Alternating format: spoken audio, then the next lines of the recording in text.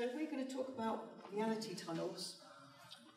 So I'm going to read out the Wikipedia definition. The reality tunnel is a theory that, with a subconscious set of mental filters formed from beliefs and experiences, every individual interprets the same world differently. Hence, truth is in the eye of the beholder. I know that's a terrible thing to use Wikipedia as a source of reference, but there we go. So, louder? Okay. Thank you. So, reality tunnels. The phrase was originally coined by Timothy Leary, and it was greatly expanded upon by Robert Anton Wilson. Just as a caddisfly larva builds its case from the stones that it can find, we piece together a passageway of building blocks made from the notable events, objects, and beliefs that we encounter. Just like in the picture here, where you have a tunnel, and you can see it's made out of lots and lots of bricks. As we go along through the tunnel, different bricks become visible to us, and we construct these as we go along. Within our tunnel, individual's tunnel view, it can be easy to forget that other people's tunnels exist, which are quite different from our own, as well as the possibility space which exists between these tunnels. Furthermore, we can think of breaking out of this tunnel. This is one of the things that this metaphor gives us. We can stick our heads through to view the machinery behind the scenery, switch out bricks for marble, improve the size of the tunnel and the capacity for decoration. And simply realising that we are within such a delimited space is itself a powerful act. Recognising our blinkered view for what it is, and admitting to our personal biases and habitual prejudices. So today we'll be asking what is real, because that's an easy question to answer in 20 minutes. And we'll discover that the answer is not very much. All of our world is constructed from dot-to-dot impressions, whether that be finding figures in groups of stars or creating elaborate conspiracy theories from fragments of disjointed information.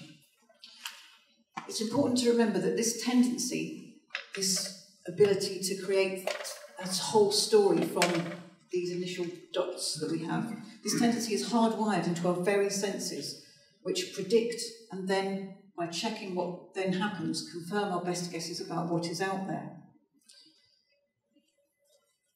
When we see things, we just see glimpses of edges, colours, patterns, and then our brain, our visual system fills in, oh, that's a chair, that's a window, that's a person. And it's important that it does this because that's a very efficient way of acting in the world. When you're walking through a wood or a landscape, you want to be able to pick out things as you go that are important.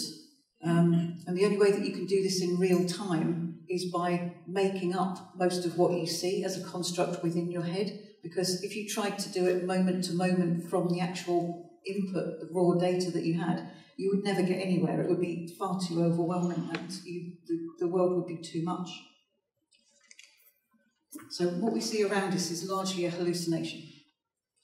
But magic takes advantage of this flimsy set design. And by adding in slight directions or misdirections of attention, to divert our constructed universes away from unwanted realities or towards the desired change, it has its effect. To borrow the parlance of the talks earlier on this morning, we have the effect and trick. And by this is meant not merely looking away from the unwanted, but making that actually disappear, and then manifesting to visible appearance those things that we actually need. And note that this can occur from both an individual and a group perspective. So, what's on the first slide? Are we up to that yet? Today. Tell me when you want me to go. I can't remember what the pictures are on the first one. Oh, shall I do next? No, I'm still talking for a little bit longer. I can't remember if I... Sorry, we'll practice this one. Do you want that one? Yes, that's the one I wanted, yes, thank you. That was smooth. Break the fourth wall. Yes. So you can see the bottom right-hand picture here is an example of how these sort of like shapes, colours and sort of things can give rise to what we think are real objects which aren't really there, which are really there, but it's the glimpses that we see which are the reality. So deceit, a word with connotations of deliberately misleading and therefore malpractice, malice. The art of deception, the theme of this conference. And that contrasts in most people's minds with the real, the true, the pure and the good. But when we delve below the control panel to look at the wiring, just what is real and what is it that we yearn for when we seek that authenticness? Do we seek agreement with the perceptions of others? Do we feel better when we can remove doubts? When we are discussing magic, these matters are important because magic so often occurs in the twilight zone of liminality. The uncertain, did I just see that? Is there really a gorilla in that basketball game? The unlikely and the implausible. Seeing is believing, so they say, yet our visual system is geared up to construct a fabricated version of what is out there, a version that predicts what's likely to be in our environment rather than analysing every input we encounter. And it must be so because otherwise we would live in a world of immense time lag while our brains scrambled to make sense of fleeting glimpses of colour and shape. So we expect to see cars on a road, animals in a field and deities in a temple. Those impressionistic smears that register resolve into objects with 4 wheels or 4 legs or thousands of eyes as appropriate. But when even our own senses deceive us by showing us what we want to see, we can start to see how each person in a room will leave with a different view of what just happened. No 2 versions of this half-an-hour talk will contain exactly the same memories, the objects, people or colours. So how much greater the differences in the meaning of what is being said here right now. We bring to each moment a mountain of past examples which then shape what we can know in this moment. Each of us exists within a reality tunnel, a perceptual field of the real, which encloses us in what is often a self-reinforcing series of perceptions and judgments. Magic takes advantage of this, making meaning from the ground of being, which may well not agree with what others believe to be there. By seeing other possibilities and by freeing ourselves from our own preconceptions, we allow new alignments and patterns to come into existence. We allow ourselves to emerge in a constant renewal of forms and habits, and see the world as a canvas, alive with possibility. Thank you.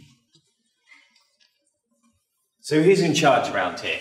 Well, we've got these entertaining beings as examples.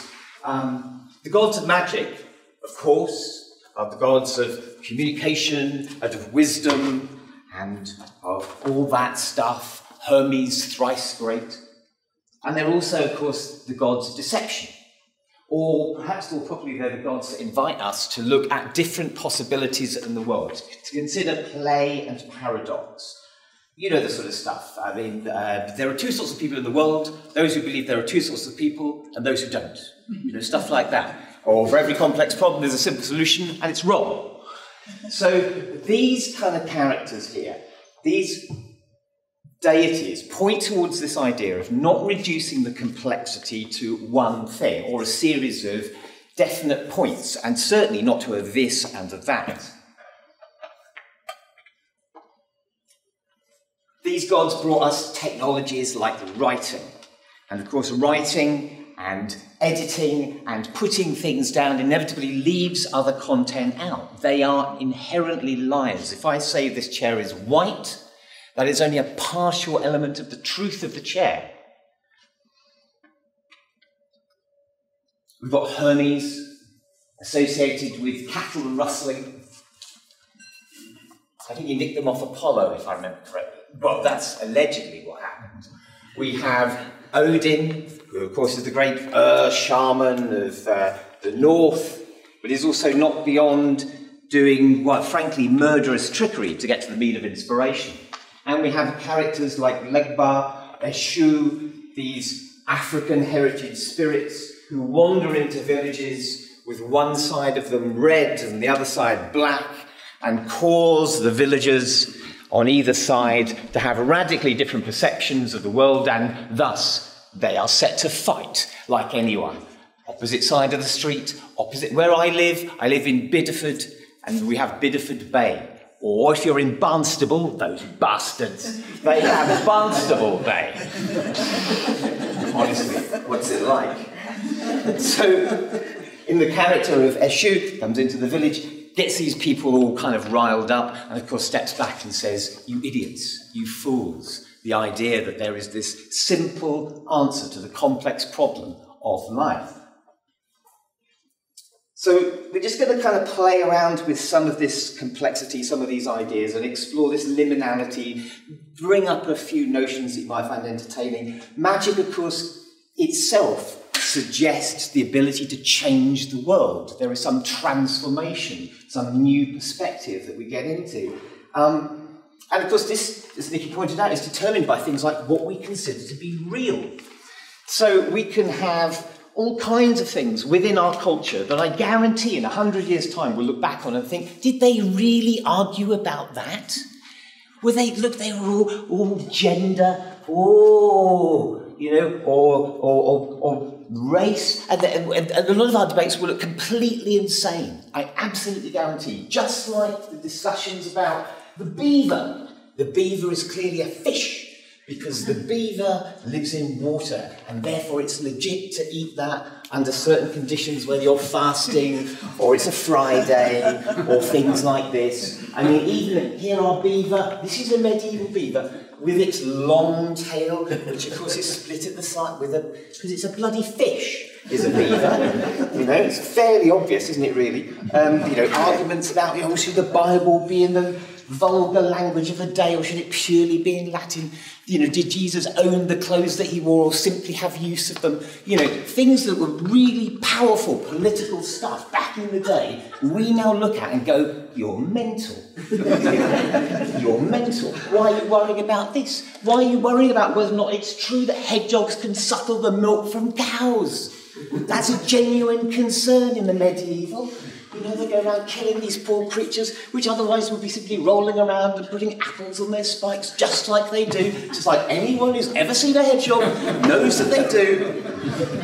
Jesus Christ. But this isn't the only stuff, it goes all the way down. Gravity, matter, light, sound. It turns out there's much more flexibility in the universe than people generally anticipate. Myself, of course, included.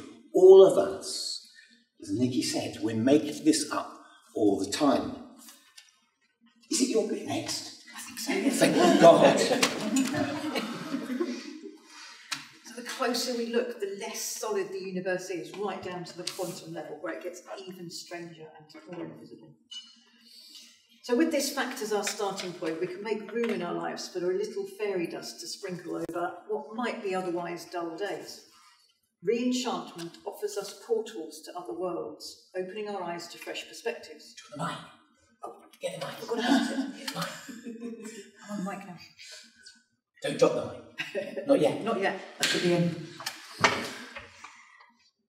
Re-enchantment offers us portals to other worlds, opening our eyes to fresh perspectives. We escape from drudgery by reimagining our lives as adventures. Magical realism's growing popularity points towards a wider cultural appetite for an embodied in the everyday kind of magic, gritty urban backgrounds to angelic influences. I would suggest this is because we want to create the opportunities that magic gives us to change the world of our actual lives, to access those cheat codes and life hacks that make things smoother.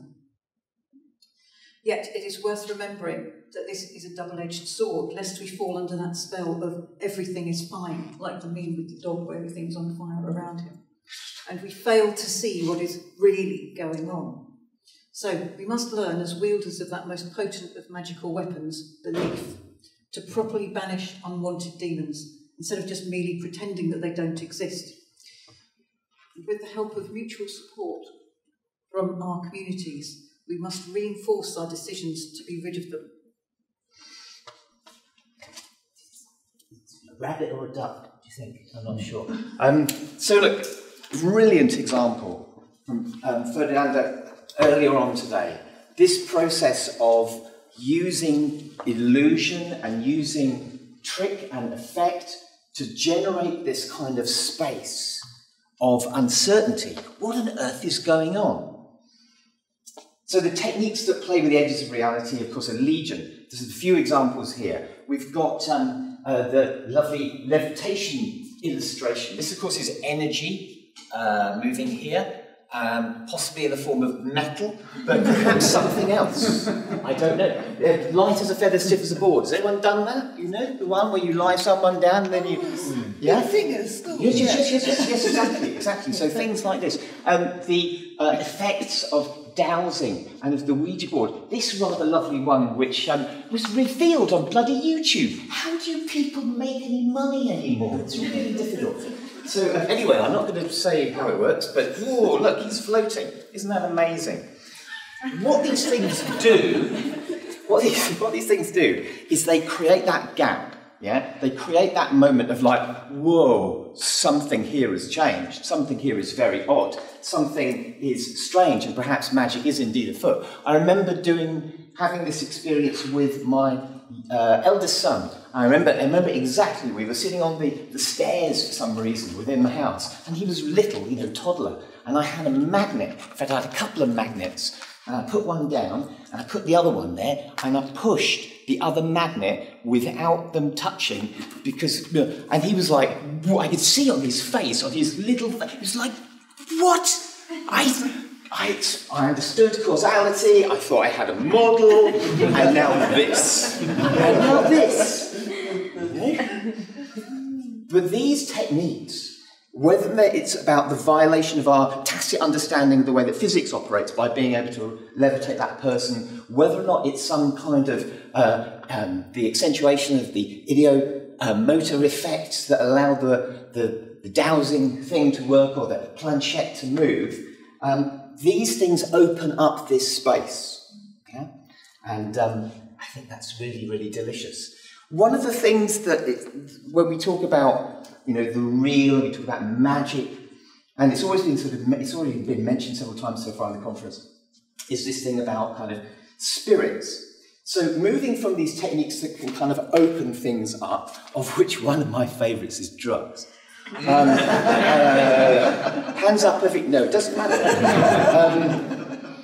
But those things that they open up the possibility, they open up this space. One of the things that often turns up, rushing into this space, is something where you go, oh, it's a bloody entity. Oh, it's a thing. It's trying to communicate with me. Now, we enter the magical space, we can encounter spirits. Now, the rationalist demand is that we have to have an ontological... Is it a real thing or not a real thing? I mean, mate, I don't know if my hand is real. I've got no idea. I'm clueless, frankly. That's why we call it magic. It's a way of putting a label on the big box mark and we don't really know how this works. So, we think about the spirits that appear, for example, when we've taken a psychedelic or where we've done breath work or where we've just entered one of those moments where, like, suddenly there's something changed and perhaps there's a presence in there. We are biologically geared up to think, oh, vertically symmetrical thing. Faces in that? Are there faces in that, would you say? Yeah, pretty much. So, our earliest memories, if we're sighted people, of our caregivers, those kind of two dots and perhaps something else going on. The simian wetware of us is geared up to see things that we know don't necessarily have volition, don't necessarily have their own intelligence, but we perceive them as such. And we often think, oh, well, that's a problem. That's something we should sort of get over. That's something we should, go beyond in some sense. Even though, of course, lots and lots of our culture, lots of our art, lots of our way of interacting with each other and the rest of the world is predicated on seeing this kind of agency in things, this intention in things. If we think about something like, we might have a mathematical description of where the particle's going to go in relation to the slit. When we talk about it, we say, oh, it's decided to go through this one. It's Tuesday. It thought, oh, Tuesdays I always go through the one on the left. So we have to inevitably invoke the fact that we're these kind of hominid creatures. We encounter these things and we decode them in a certain way. And the way that we decode them, if we're entering this in a kind of with a magical attitude, is that we're not worried about the ontological status, the reality of it. We're interested in the subjective experience. So, when you go to the theatre or you go to the cinema and you're watching the screen, by and large, the sound appears to come out of the mouths of the people on the screen, which of course is completely wrong. It doesn't. It comes out of speakers, possibly in various places within the room. But the kind of creatures that we are, we inevitably sort of force this into, like, it must be this being speaking. It's communicating something to me. And the subjective reality of that, and the information that's communicated from that, that is the magical experience. It's often, in the case of an altered state of consciousness, it's often information which is not available to that conscious entity and has to apparently arise as a separate thing in order for that conversation, dialogue, interaction, or wagging, admonishing finger to just stop smoking, damn you. Won't do you any good anymore. So we put these things together, and we don't necessarily see this as problematic in cinema, and rightly so, but also in our interactions with spirit beings, because we don't have very much in the way of cultural lineage for this any longer, and it's fractured and broken up. We're now magpie-like, looking at other communities, looking at other cultures, looking at other discourses to try and make sense of this. And fundamentally, I think that what we have to do is simply kind of accept what's going on. So if we look in a bit more detail at some of the kind of the magical stuff of let's call it 20th century, primarily, we can see this kind of attitude really, really explicitly, particularly in the work of magicians who are working in an environment which is informed by what we now call psychology. So one of my favourite quotes from some dude called Aleister Crowley is, he writes in Magic and Theory and Practice, he says, in this book it is spoken of the Sephira and the paths and the spirits and the conjurations of gods and of spheres and of planes and of many other things which may or may not exist. It is immaterial whether they exist or not. That's a very big and interesting statement. By doing certain things, Crowley says, certain results will follow. And then he says, students are most earnestly warned against attributing objective reality or philosophical validity to any of them. So magicians who are informed by this new psychological kind of way of thinking are privileging the subjective experience of, say, a spirit encounter and not worrying too much about, is it real in the way that a table is real, or in the way that a nation is real, or the way that love is real. They're not interested in that. They're interested in the effect. They're interested in the effect. The trick, to use the earlier description, sort of doesn't really matter very much. So who else have we got here? Oh yes, Hans Verhinger, this dude here, whose work, which is all about a thing called the philosophy of as if. So this dude was he's remembered for his fictionalism, the as if principle. So he suggests that human thought proceeds actually by a series of unreal fictions, since truth, following Kant's idea of the unknowable, noumenon, and Schopenhauer's pessimism about how we can really know stuff, we can't really know stuff. So we have these kind of fictions, these working hypotheses that we use. And his work through KG, Kenneth Grant, the Slime Lord, he provided. Anyway, he provided Spare with a copy of the philosophy of as if, and that became like a really key part of Spare's notion. This idea that ideas like God or freedom or human rights or black ISIS or whatever are these beautiful suggestive fictions. That's what they're actually there for. And Spare devoured this work and was very, very deeply influenced by it.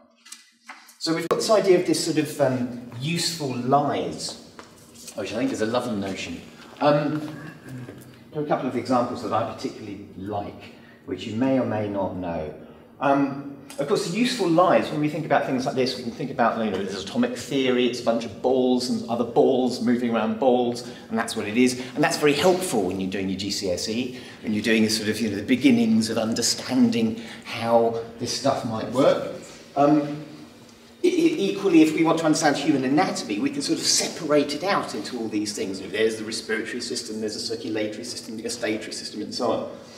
So these kind of useful lies or simplifications, but sometimes the lies can be really quite deep. So one of my favourite examples, the mechanical chess-playing Turk.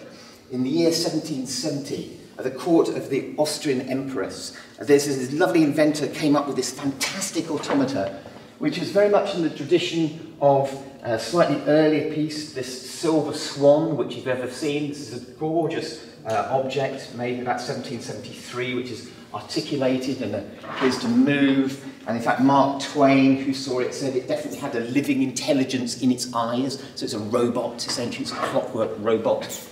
But the Turk was fantastic. It toured Europe, the States, a number of years. And what it did was it played chess. This is a chess-playing computer, chess-playing automata. But in fact, actually, this was a fiction. There was a person concealed within the box who was actually responsible for playing the chess, rather than it being an elaborate clockwork mechanism, which was what was initially claimed. So it's just a lie, it's a fake. The thing is that Edmund Cartwright played this mechanical Turk, this magical chess-playing robot entity, and thought, well, if you can do that, you should be able to do weaving. That's a relatively simple process. That's nowhere near as complicated as playing chess. And so this fed into what eventually became the first automated weaving machines, and thus the genesis of the Industrial Revolution. So it's not the only factor, but it is an important factor. It's certainly an important factor in terms of that kind of inspiration for this. Someone called Charles Babbage also played this device, and then set to thinking about, well, maybe, you know, the limits of the human thinking process and computational process might be really quite easily echoed by the way a physical piece of machinery could kind of do this work.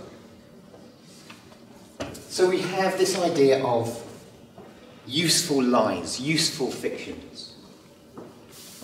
I think is it your go? I don't know, is it your go? I don't know. Yes. Yes, look. It's got 5 minutes. 5 minutes. Placebos. I'm going to talk about placebo, because that's a really good example of how belief definitely changes the real world. It changes our biology from the inside out. So belief is easiest when the feedback from our surroundings actually supports our desired results. So we're all no doubt familiar with the placebo effect, where it appears that believing we are receiving medical treatment actually causes recovery, even if the treatment is basically ineffective. Whether it is the procedure, the time taken around the procedure, or the attention and care shown by the caregiver, is a matter that's still under investigation. But placebo effects are real, and they work, even when the sugar pills are clearly labelled in a jar, which has got a big label on it that says placebo in big letters. Degrees of treatment cause stronger effects. In Western cultures, pills work better if they're coloured red, but injections work better than pills, and fake surgery works best of all. It's been shown that it's not merely the subjective perception of the patient which altered, but it's the cellular mechanisms of the pain perception that actually change when you look at it on that kind of physiological level. Just as if a real painkiller was prescribed. The thing about the fake surgery was discovered by accident, and it was discovered that many back pain patients benefit hugely from placebo surgery. The original incident occurred when a surgeon made the incision to do a procedure on someone's spine, but the operation was called off partway through. But the patient made a full recovery despite having had no operation that actually touched his spinal discs.